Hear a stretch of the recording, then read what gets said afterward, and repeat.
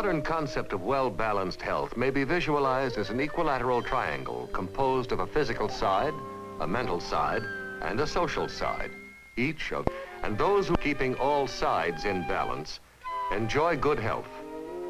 But how does one maintain this balance when driven by pressures of our mind? Push, push, rush, rush, drive, drive, go. Push, push, rush, rush, drive, drive, go. Start your day with mounting tension. Watch the clock with apprehension. Off your seat, on your feet. Have to hurry up and meet stresses and strains. To maintain your social status, buy a status apparatus. Bigger car, there you are. Show them how you're going far. Stresses and strains.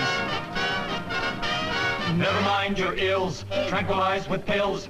Give yourself an ulcer over worry over bills. Take a few belts, smoke up a storm. Be an individual, but try to conform. Don't lose sight of your ambition, get ahead of competition. Be obsessed, be the best, haven't any time to rest. Something's breathing down your neck.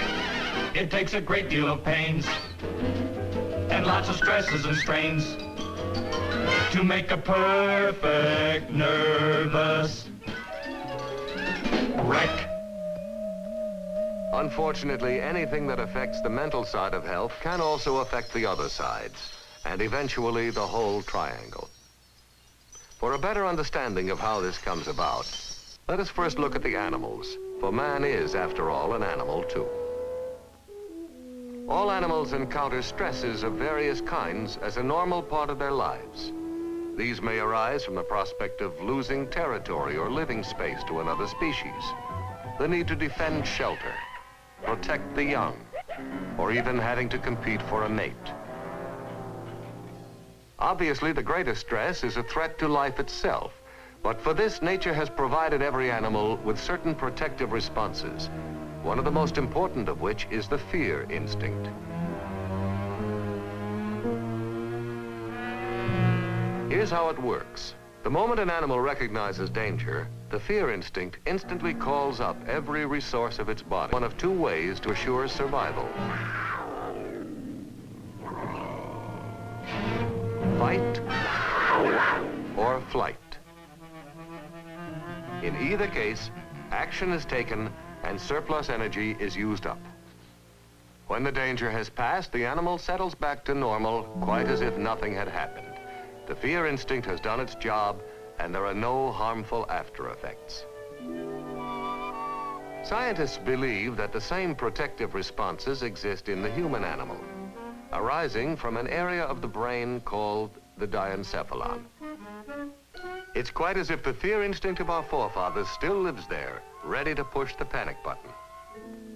Even in our modern world, this primitive instinct can still save our skins. The instant danger is perceived, the fear instinct gets the message and immediately presses the panic button. In a flash, the total resources of the body are mobilized. Breathing is faster and deeper, and the lungs, by their increased activity, supply more life-giving oxygen to the bloodstream. The liver, one of whose functions is to serve as a storehouse for blood sugar, now releases large amounts of it into the bloodstream for extra energy. The adrenal glands also step up production, pouring out more of their secretion to stimulate the heart muscle, which in turn reacts with a higher rate of pumping. In the digestive organs, certain arteries constrict, decreasing the supply of blood in this region. This makes more blood available to the muscles for fight or flight. And all this happens within a split second. Like any animal, man has, in this case, used up his supercharge of energy in escaping disaster, plus letting steam. Now he should be able to proceed without any harmful after effects. But unlike other animals, man has more than instinct. He has a superior intellect and a brilliant creative imagination. Unfortunately, this imagination can create unreal dangers and give rise to unnecessary stresses and strains. Take the case of a well-prepared student under pressure. Guess I got it. Yeah. What answers are wrong? Oh, boy. I'm not going to graduate. That means no college, and I won't get the job I want. I'll be a bust, a failure. I might not even have a car. This imagined threat instantly alerts the fear instinct, just as if the danger was real. In this case, the danger was not only imaginary, but short-lived, and tension was relaxed. But now let us see what can happen if fear, aroused by imaginary dangers, continues over a prolonged period. Good morning, J.G. Huh? His boss was merely preoccupied at the moment. Uh-oh. Something's up. He's mad at me. Maybe I'm gonna get fired. Here we go again, and our man is ready for fight or flight. I don't have to take that. I'll hit him right in the nose. Wait a minute. I can't do that. He's my boss. I really would get fired. I've got it. I'll quit. What am I saying? I've got obligations. The mortgage, a family to take care of, and... Obviously, neither fight nor flight makes sense here, so pride is swallowed, along with all the unused biochemicals the body has stirred up.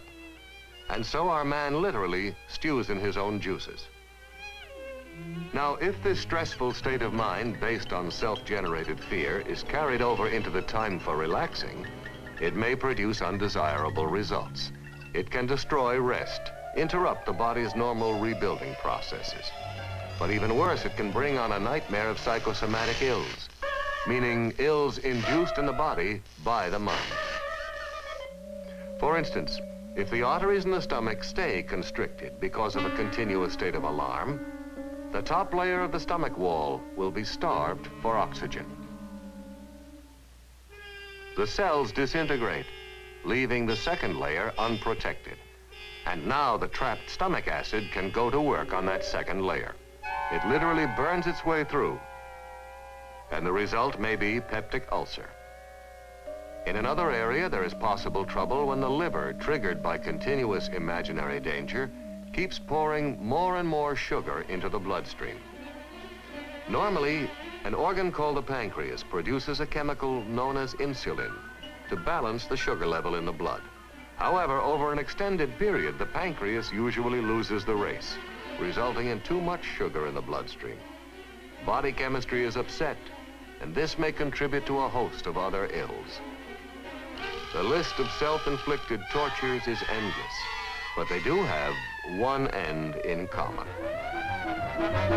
All sides of health can be seriously impaired if fear is constantly aroused unnecessarily. But if this life-saving instinct is permitted to relax when there is no real danger, the body can function as it should. After all, most problems, real or imaginary, are soon resolved, and many situations we first believed to be threatening turn out to be purely imaginary anyway. Good morning, J.G. Huh? Yeah. Oh, good morning, Harvey, my boy. In the triangle of health, using plain common sense is the easiest way to minimize the normal stresses and strains of life and keep all sides in balance.